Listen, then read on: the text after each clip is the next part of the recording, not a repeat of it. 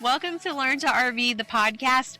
I am Tasha, and I'm here with my buddy Jennifer. And today we are here to talk to you about everyone's favorite thing, ticks. Not the kind that you get whenever your kids are driving you crazy or you're backing up the camper and you're fighting with your partner through the walkie-talkie. The kind that crawls up your legs when you're hiking in the mountains. So Jennifer, ticks. This is not a fun topic tonight.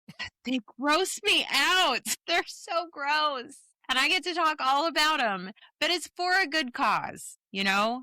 And I wanted to let everybody know why we're putting them through this horrible, horrible moment in time. It's for a good cause. The reason for it is that, in case you didn't know, and in case you haven't heard me bark about it over and over and over again on this show, alpha gal syndrome is on the rise. It is a real thing, and my son has it.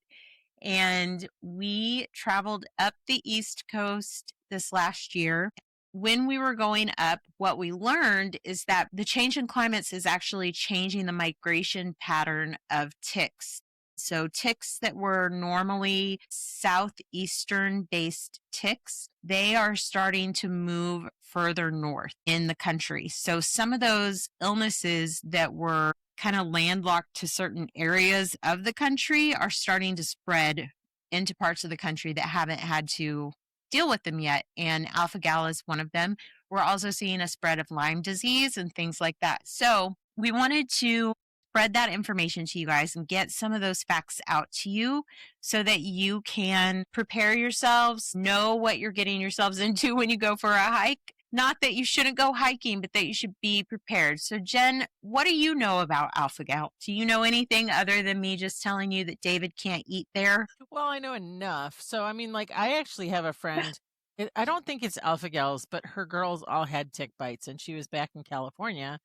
And it drastically changed their whole lives in many, many ways. And so, I think that, for an RV episode, I think talking about ticks is kind of maybe a little weird. But the reality is we all don't think about it until we're impacted by it. And I think that's what happened to you, right? I actually have a friend that had something very similar to David. And it wasn't until we started talking about this that I was like, oh, I wonder if that's what they had. Similar tick bite, that sort of thing. But I think you don't know what you don't know until it's a point where you have to know it. And so for our listeners out there, I think that if you're avid hikers or if you just sometimes find yourself in longer grass than usual at a campground, this could happen to you and you don't know until it does. So this is kind of just like a warning call, I think, more than anything else. Yeah. So before we hit the road, I had a coworker who had this, but I didn't know this is what she had. I just knew that she had a food allergy and she had very particular things that she could not eat. And so it wasn't until after David got diagnosed with it last summer that I started seeing her posts pop up on Facebook. And I was like, wait a minute, I know what that is because my son just got diagnosed with that. And I know that's what we're kind of dealing with, trying to get our bearings and figure out what everything means. And so I think you're totally right. It doesn't only hit people who RV, but I think that it is really important if you are someone who likes to get out and enjoy the outdoors with your family, if you are someone who likes to get out and mow your yard and you don't have an RV, ticks are everywhere. And I think it's just really important to know so that you can watch for symptoms, so that you can take care of yourself and prepare for it. I'm going to jump into alpha-gal and then kind of touch on some other things, and then we'll go from there. I started to pull out some other things that, maybe we should watch for whenever we're swimming in creeks or we're doing these things. And then that seemed like a rabbit hole that was going to take us to next year. Okay. So actually, just so you know, I started a companion blog post that does have some of those things listed. So I did think ahead that way. So there is a whole companion blog that's coming that does have a lot of other stuff. But can I ask you a question first? Yes, ma'am. So did David have any other did David have food allergies prior to this? So when he was a baby, his sweet little baby face, he was He's gonna already kill you. he's gonna kill me. He was sensitive to soy, and so we already had that sensitivity, but he didn't really have anything that we were aware of. We knew that his stomach was sensitive here and there. He had more stomach problems like sensitivities than the rest of us did. But last summer, it really got bad. And we were back around his doctor, and he was going in for like his checkups. And I just asked them, could we do like a full panel workup? Could we just see, like, is there a food allergy that we're not aware of? Is there something that we haven't checked for? Because he is sick to his stomach so much, and it's just progressively getting worse. And when they did that panel, they checked for all sorts of things. And that's when we found out that he is allergic to all sorts of things. So, he's allergic to gluten, he's allergic to soy, he's allergic to peanuts and hazelnuts and walnuts and shrimp and cod. And there's just a whole, I literally have an Excel document that tells me these are the things he's allergic to, and then it's actually color coded yellow, green, red for severity, so that like I can kind of go, oh, these were the ones that were like, mayday, mayday, find an EpiPen. Well, and I think it's important to note here that David is a connoisseur. Like, yes, he's not just a teenager that goes and buys a burger and fries. yes. And so I'll never forget the first time we went out to dinner together and David was with you. We were in Lake Havasu and he ordered this meal, but he ordered it like with the accent and everything. And I was like, wow, kid. And I mean, I was just genuinely impressed by his knowledge of different foods. And so, like, this isn't like. Didn't he say, what, do you think I'm uncultured? Yes, he did. But so, I mean, like, but he loves things like shrimp and like. He does. Shrimp is his favorite. So that was this like has seriously impacted cut. him. Yeah, it really, really has. And for me, I think that's why this is such a passion project for me, to let people know about this, because I don't want anybody else to suffer this way. One of the things that I've got on my notes for us to go through tonight is that, unfortunately, the medical community has not been able to figure out why, but alpha-gal syndrome affects different people in differing degrees. The only thing consistent about alpha-gal syndrome is that it's different for everybody. That is the only consistent thing about it. And so if you start Googling it, you'll find stories of the gentleman who didn't know he had been bitten and had it and went out for a cheeseburger and had to be rushed to the hospital and passed away. And then you'll find stories of people who have it and can basically eat whatever they want, and they just get like a little itchy afterwards. So it's the gamut of how much it affects your life is so varying person to person. I just think, like, if everybody could just know to tuck their socks and, their pants into their socks before they go hiking, check for ticks when they come back in, like, these would be good things. But also, so you're saying I should not hike in sandals is what you're saying. I'm saying stop hiking in sandals, Jennifer. Don't do it. Just don't do it. But also, there's some information that has changed out there about alpha-gal, and so I want to get that out there too. So I'm gonna dive in. But yes, this has been life-changing for him, and he is somewhere in that medium spectrum where it's not bad enough that he has to go to a hospital, but it is bad enough that if he decides, dang it, I'm going in, Bobby, I'm eating that cheeseburger, his stomach is going to be very, very unhappy for the next 1 to 2 days. So it's, he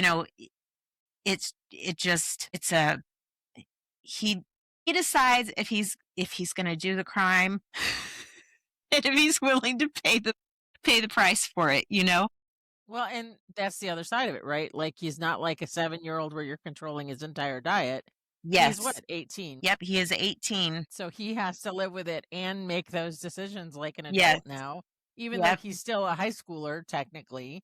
But, Yes. at some point, he's got to own this for himself. Yep. And All so, right, so and he let's get does. into it. All right, here we go. So, what is alpha gal syndrome? Well, first of all, it is an allergy to products that come from mammals. And what is a mammal? It's anything that lactates. It's anything that, gives birth to babies and, has fur. And you're talking beef, you're talking pork, you're talking lamb, you're talking, but it's not just those meat products. It's any product that is a byproduct of those animals. So you're talking Jello, because gelatin is made from those products or from those animals. You're talking sugar that's not vegan sugar, because cane sugar, which I didn't know, but I learned afterwards, they ground sugar with bone char, which is just the weirdest thing I've ever heard of in my whole entire life. But that's one of the ways that it gets processed. Some medicines have gelatin in it. So some medicines, you've got to completely cut out. Soaps, lotions, things like that. So anything like that can cause an allergy. We have a pet coming in hot. Wesley is making an entrance. Hi, buddy. This is not now he's Pet's being episode. bashful. You missed Tasha's up here. You missed your entrance, sweetheart. Here's Tasha. Hi, my bubbers. We have to tell him this is not the Pet's episode. This is not the Pets episode, Wesley. But I'm you so might sorry. see his ears. But you will see his ears. If you're watching on YouTube, you get some Wesley ears, and they're awfully cute. You should follow him at Wesley the Frog on all the things. Are you all the sponsoring socials. this episode, Wesley? This episode is sponsored by Wesley the Frog. Okay, so as we've mentioned, he cares about ticks. I mean, yeah, he's low to the ground. He's concerned. He's concerned about it. Ticks can affect your pets too. They can. So he's like, what do I need to know? Load me up with the information. He's all ears, literally. He is. He's all ears. So, sweet. So alpha gal syndrome is caused by a tick bite, which we've talked about. In the United States, it's most commonly caused by the Lone Star tick, which I thought was the only tick that carried it. But as I was researching this, I found out that information has changed. And that scared the living daylights out of me, because I really liked it when it was just one tick, but it is no longer just one tick. So I have written down the names of the ticks, and I'm going to tell them to you. Are you ready? They are the black-legged tick. I just didn't need to know that there were this many ticks also. I need to throw that out there. The western black-legged tick. Can we all just say if they're black-legged, they're just bad. The American dog tick, the Asian longhorn tick, and cayenne ticks. Like, I spicy? hope they don't. I know. I hope they're not small and like the color of cayenne pepper, because if they get mixed in with my spices, we're going to have worse. But also, what I found out is that it's not just in the US and it's not just in North America. This is actually something that is spreading worldwide. So for those of our friends who are listening across the world, or maybe planning some worldwide trips, I wanted to give you some information. In Europe, the primary carrier is the castor bean tick. In Australia, the tick that is responsible for 95% of tick bites in Australia is the tick that carries alpha gal syndrome. And that tick is called the Australian paralysis tick, which is just a horrible name. He's a horrible little guy. We don't like him. Then Asia is the Asian longhorn tick. Africa has 3 with names that I cannot pronounce, so I'm not even going to try it. If you're going to Africa, look it up. I also cannot say the name of the South and Central America ticks, but they have it there too. So this is a worldwide condition. And if you've got ticks and you've got mammals, you got a chance of getting alpha gal syndrome. So be prepared, take some bug spray, do whatever you need to do. So what exactly is alpha gal? To itch, actually, just thinking about it. I can Everybody's only in their imagine. car, scratching their necks. Thanks a lot. So alpha gal is the is least watched or the most watched episode we have to date. We're going to have 1,000 thumbs downs. Alpha gal is short for galactose alpha 1.3 galactose. So I'm so glad. This sounds like it's from Star Trek now. I'm just going to say that. I know. So I'm really glad that we can just call it alpha gal. I'm a big fan. But also alpha gal sounds like it's like the number one gal, like I'm the alpha gal, you know, but it's not. It's not the star of the show. So is this like mosquitoes where only the girl ticks bite, or do all ticks bite? All ticks. I think it's all ticks, and I will verify that. Unless you verified that, do you know that?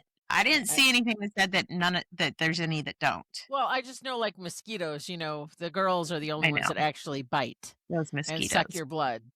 Let me You know. Google it right now. You guys are getting me hot in the moment. So what you may Hot or may not research. know about Tasha is that she is a chronic, no, that might not be the right word. Well, she's just a researcher by nature because of what she does in real life. So as a copywriter, she kind of has to know her stuff.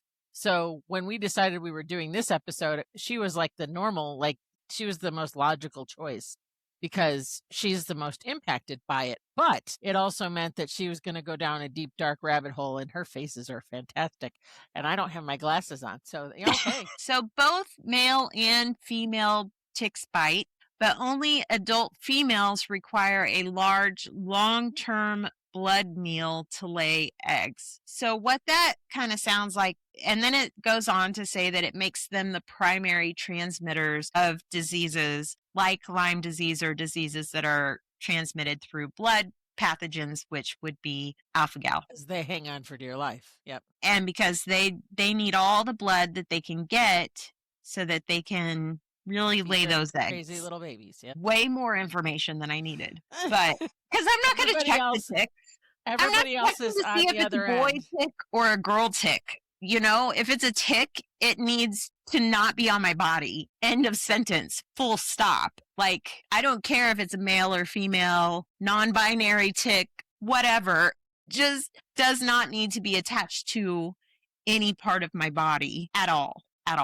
But if you happen to know how to tell if a tick is a male or a female and you're feeling spicy and you want to put one of them on your skin, go with the male. You'll have a lower chance of getting a blood-borne disease. Now, are we going to get into not medical what advice? You should do if you are bit? Are we going to get into that a little bit? Like if you do suspect you've been perchance, but first I got to talk about what alpha gal does. I know. I'm just curious. So we're going to do this part first, and then it's not like a cricket, right, where you can tell the boys and the girls apart. So let's keep going.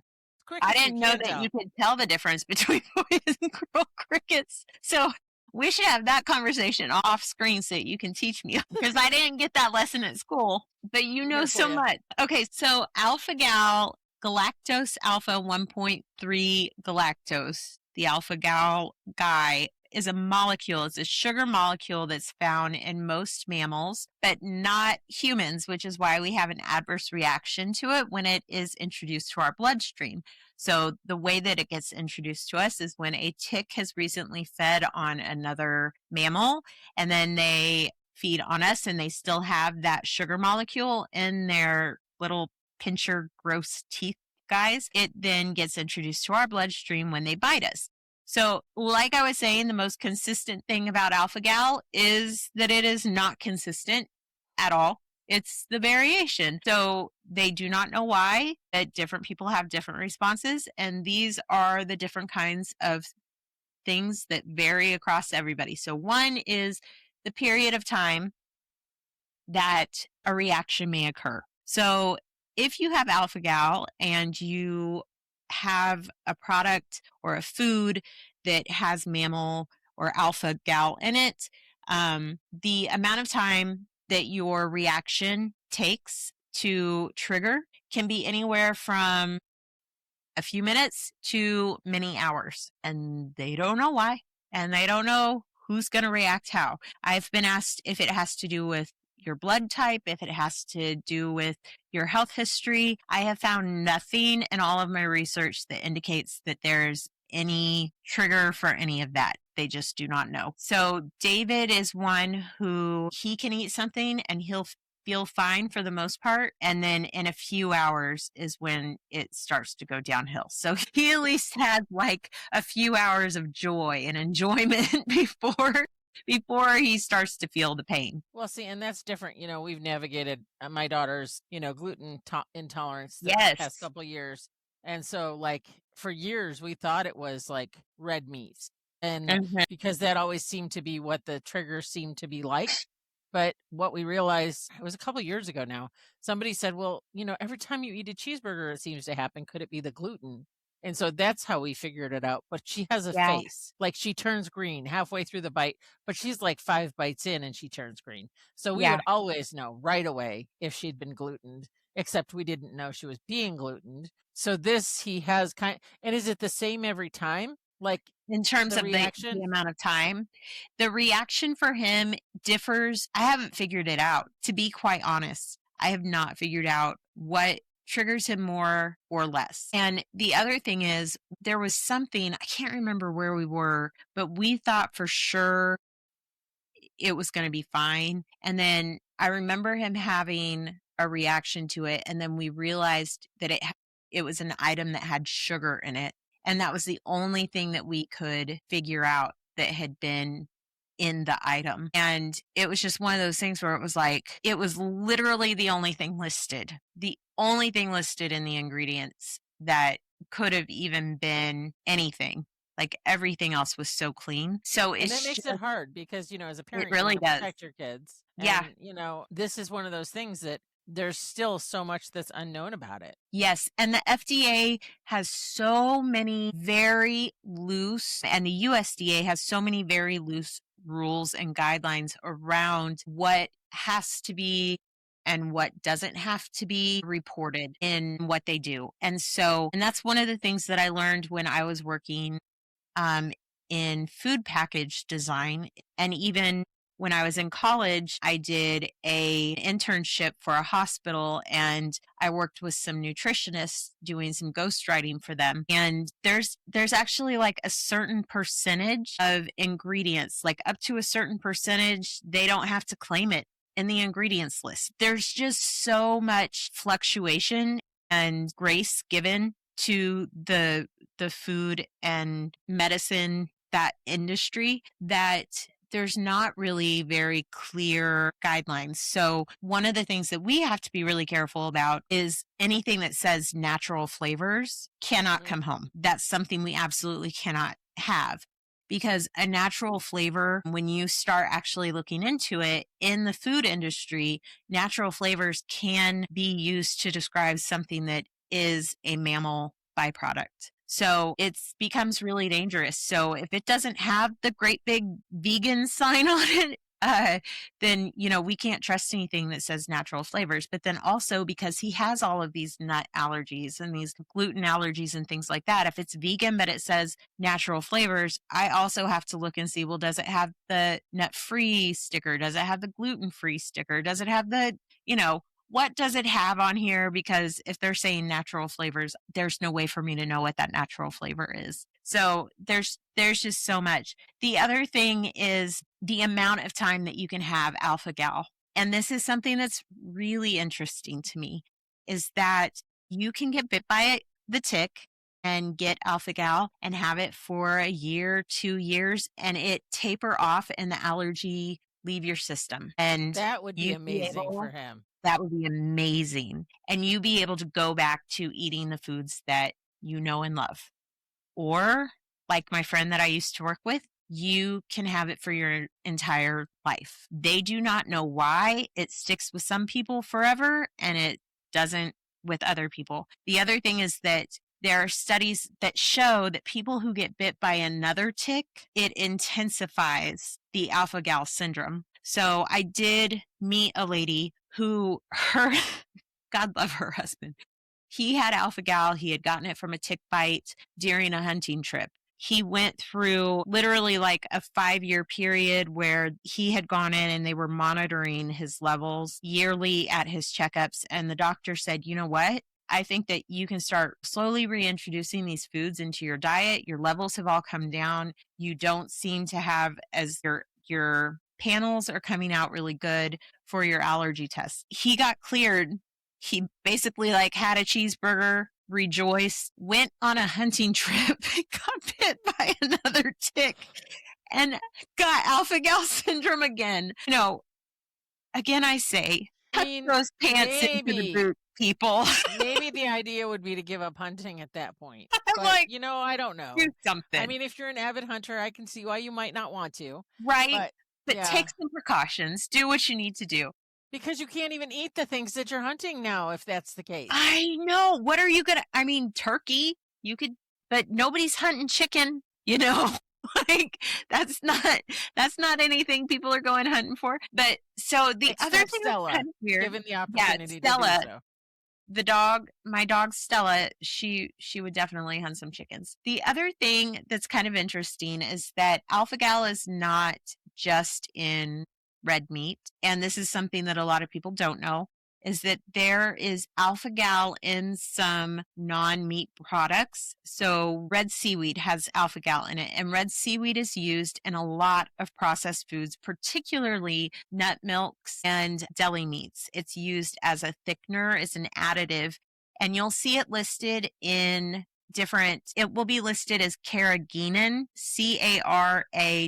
Carageenan, and that's how it'll be listed in your ingredients list. It is very hard to find turkey or chicken deli meat that does not have carrageenan added to it. It's also very hard to find turkey or chicken deli meat that does not have natural flavor added to it. And a lot of times those natural flavors include like pork or beef juice, which is just the weirdest thing I've ever heard of in my life, but that's what they do. So it's very You're important. making me not want to eat a lunch snack I know. like that ever again. I know. I'm just saying that if you do get that sort of diagnosis from your doctor, you can't just go buy any turkey off the shelf. You can't get sliced chicken. You really need to pay attention to those ingredients lists and make sure that they don't have carrageenan in it, because red seaweed is actually very, very high in alpha gal. So, And you mentioned fish with him being allergic to fish. yes, Those are not mammals. I mean, I know he enough to can know have that. fish, but he was already allergic to cod, and we did not know that. Okay, well, that makes Yeah. more sense then. Yeah. Yes. He was allergic to cod and he was allergic to shrimp. And so those were gut punches for him, literally and figuratively, because shrimp is his favorite thing, and now he can never have it. And it was actually quite high on his list of these are things that you are very, very, very sensitive to. So, but not all shellfish, just shrimp. So he can have lobster. He can't have shrimp. He can have He ca- crab. can't. He He can't have can't. shrimp. Well, but shrimp is essentially the cockroach of the sea, so it's okay if you if I'll you tell look him at you it that said so. if you look at it that way, it's not so bad. It's not so bad. Well, I want to tell everybody kind of the symptoms to watch for with alpha gal, just so you can kind of have an idea of what to look for if you've had a tick bite. These are things that you may experience after you've eaten red meat of any kind. You might experience hives or itching, swelling of the lips, face, throat, or eyelids, wheezing, shortness of breath, stomach pain, diarrhea, nausea, vomiting. Your symptoms may go away.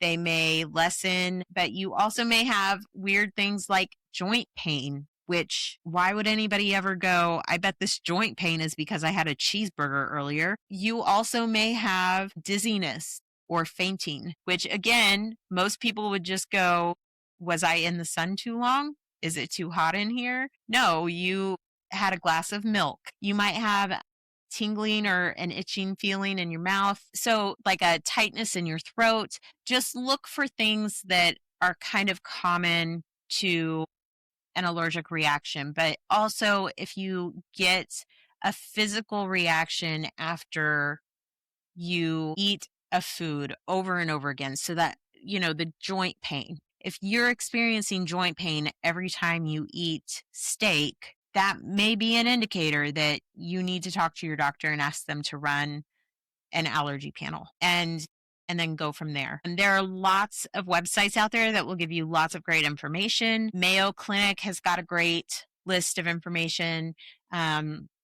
The Cleveland Clinic, they have a really good page, and I'll pull some of these into our show notes. And then I know that Jen is doing a really great companion piece on alpha gal, but also on other illnesses that you can pick up, like Legionnaire disease and things like that. But I also want to Well, just call out that there and are a whole slew of other things that you can get from ticks. So, ticks are picking up this year, as the heat is coming in, it is getting time for tick season. So, well, and that being said, if you are bit by a tick, if you can, save the tick and bring it yes, in with you, because then they can test and see if it yeah. is a carrier for Lyme disease, especially if you're Hmm. removing it. And if you don't know how to remove a tick safely, it's okay to go to the doctor to have that done. Yes. I was always told put Vaseline over the top of it and they'll start to back out because they can't breathe. And so I don't know if I've that's true also or heard not, but that with I've also heard that with Dawn dish soap, that they'll like start to suffocate and they'll yeah. start to pull out. Right. So, I mean, you don't want to leave a tick head in there. And if you do, Yes. you definitely need to have somebody take a look at it. Those are some things that, you just don't think about. But, it's Yeah. always best to contact your doctor and see if that's the way to do it, or go to a primary care clinic somewhere near you, whatever that looks like for you. Yeah.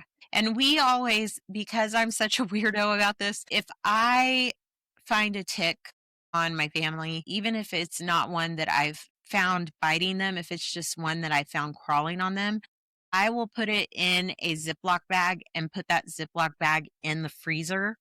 That way I know where it is, because maybe it did bite them, but it's not biting them now. Don't laugh at me, Jennifer. I need to be able to find this tick, because what if they did get bit and they No, start having that, symptoms later? that's You know, I fair.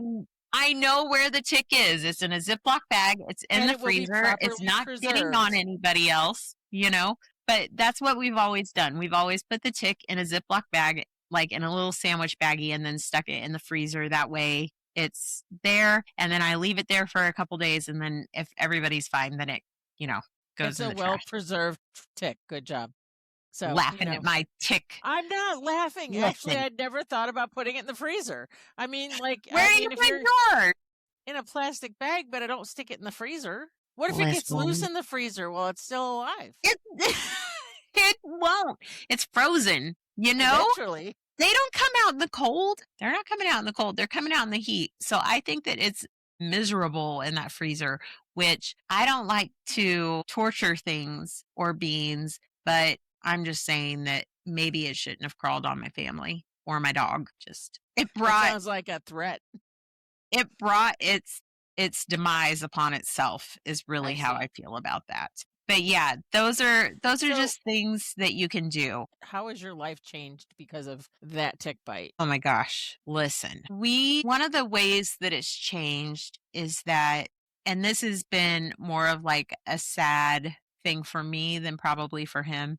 David is a major introvert. He is just a big introvert. I can't say it enough. There's no way for me to say it in a way that makes it any more true than what the word introvert already is. But if we're talking about going out, he will stay home rather than go out with us, specifically using that, like, but what if we can't find a place for me to eat, as an excuse to stay home? Sometimes it's used as an excuse. And so then I miss out on that time with my kid. So that's really like disappointing for me. For him, he's like, I get to stay home and play on the computer and, video game it up without having to fight anybody for the internet download speed. So, like, it's a great time for him. For the mom, I'm very sad. In a very real logistical way, our grocery bill is probably 3, 4 times what it was, because the foods that he can eat are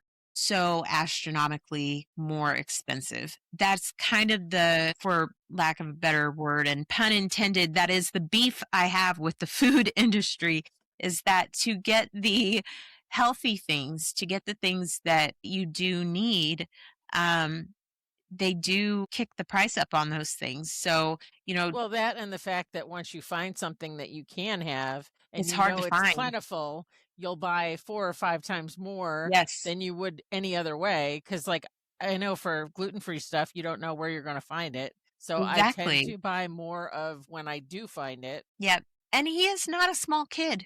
It's not like I'm shopping, to your point, He's for a like 7-year-old. six, He's six five. four. Oh, see, I He's was six close. four, and he's built like a linebacker. So, he's like, eggs are just, when the price of eggs went up, that that was not a small thing for me.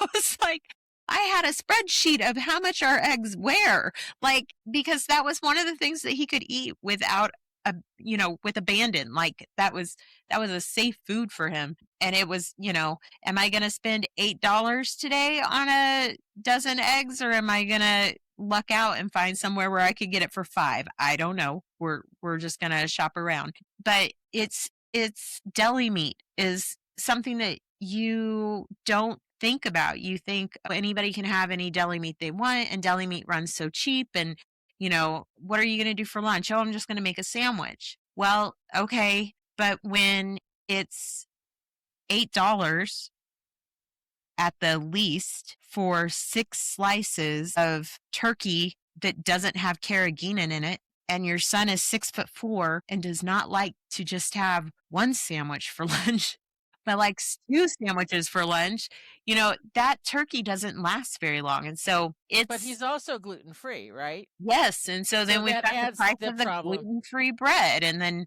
he can't have regular cheese. So I'm not grabbing like the off-brand Kraft sliced cheese. I have to get the crappy cashew cheese, or, the stuff that you have to like. We had this conversation the other day, because we just moved into the new rig, and the cheese, all of the fake cheese says melts just like real cheese, and it never melted just like real cheese. Like, he would put it in the microwave, and it would be in the microwave for 5 minutes, and it'd be like, well, it's hot and still solid. There's no melting happening, but everything's hot.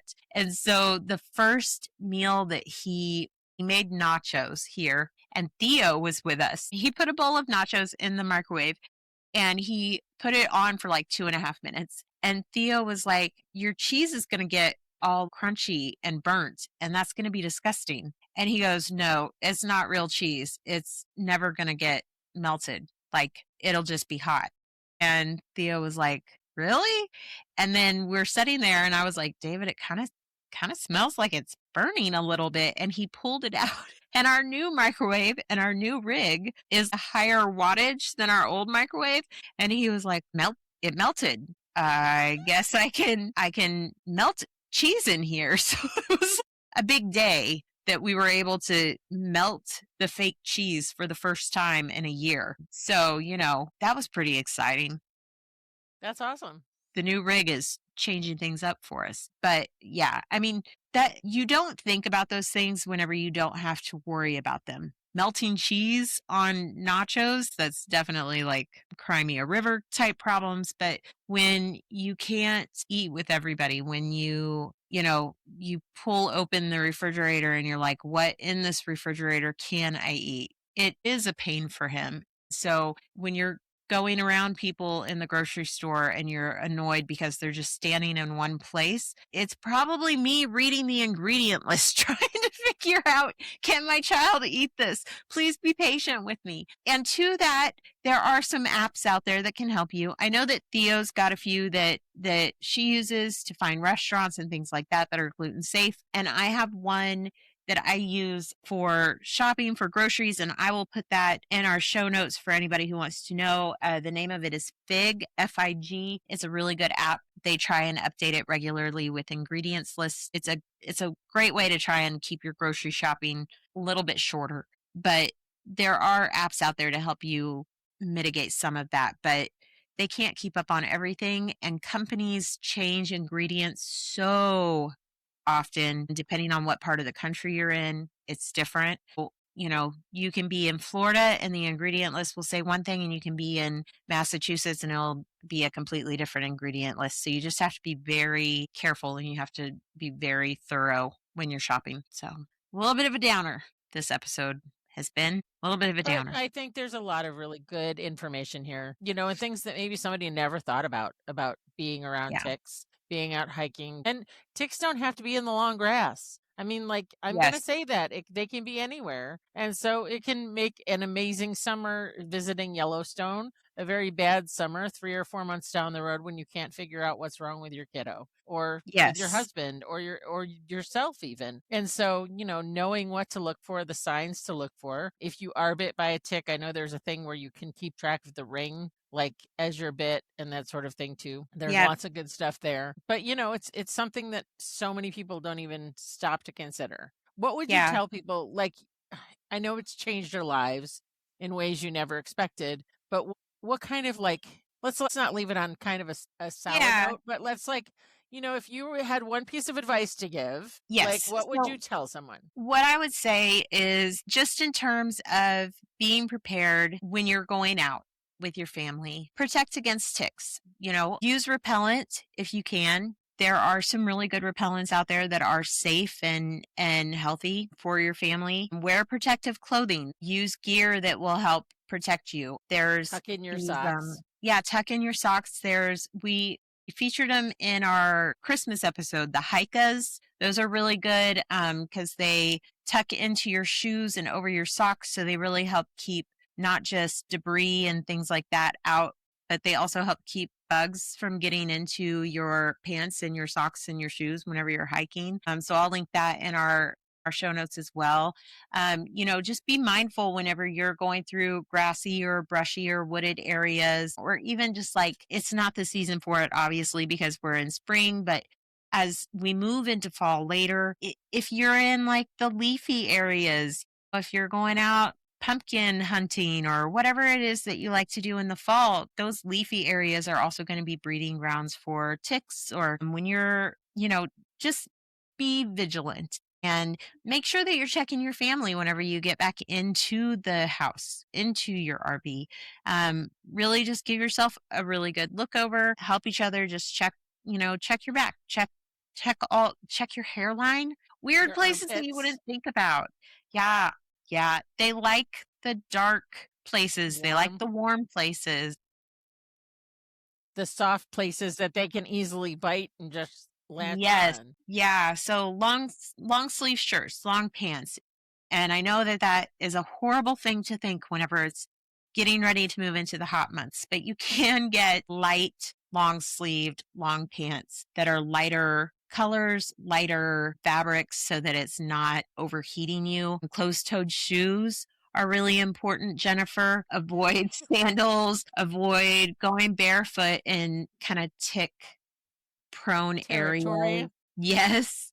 And if you are in a home, keep up your yard, that's a really easy way to do that. And then, check your clothes, check your laundry, check your dogs if you take them out for a walk. That's a really easy way for ticks to come in. We forget sometimes to check Stella when we bring her in, but sometimes we'll just take her out for a little walk and we don't think anything about it because we're just taking her out to do her business. But, she's getting into grass where we're not getting into grass. And so she might be picking something up with her and bringing it back into the camper. So just be vigilant. And I don't know, don't let it deter you from going out and enjoying things. Just, it's just something to be aware of and to be prepared for and take action for, it's kind of like mosquitoes. Mosquitoes are bad, so be prepared for them. Ticks are bad, so be prepared for them. I don't know. I'm I'm probably still wearing my anti-bugs. chacos. I'm just saying. I know you are, and I will always be the person that's like, Jennifer, where are your closed-toed shoes? And I will probably start bringing you like slip-on. I'm gonna start getting those booties that they put over the PPE that they put. I'm gonna get one pair of PPE that goes over the shoes for the people in the hospitals, and I'm just gonna carry that one pair with me. And every time we go out hiking or walking anywhere, and you come in sandals, I'm just gonna put them over your feet so that you don't get ticks. No ticks for Jen. I appreciate you. Well, we hope that you gathered some good, helpful tips. We hope that you check out Jen's companion, uh, which is going to have so much more information just in But case you want to know about all of the scary things that live in the water. I was going to say all the things that bump everywhere else are going to be in that post. So, one of the things that I'm trying to do is make it so that we have a companion blog on Mondays that kind of goes along with our episode, Yeah. but it also tracks it back. So you're going to want to tune into both because there's going to be Yep. different information in both places. So in the blog, you're going to find that, I might talk some about like different items. And so there's, not just ticks out there. There's a lot of allergens. Actually, I'm going to talk Yes. about, we're going to dive into the world of crop dusting in that article. And Oh, so there's some really good stuff there about that. So, make sure you take the time to do a little bit of diving. And, yes. it's not just ticks that are out there that can Yep. affect you or impact you. There's a lot of other things too. Yes, and we joked that this episode was brought to you by Wesley the Frog, but this episode was brought to you by RV Roofing Solutions, and so we just want to thank them again for being our longtime supporter. And if you are interested in being a sponsor of the podcast, you can do that so easily by visiting us at learntorvthepodcast.com or learntorv.com. You can also reach out to us at connect@learntorv.com with any stories. We are looking for great stories to share on the air. Yeah, we're just so excited that you're here with us, and we will catch you around the campfire next time. See you later.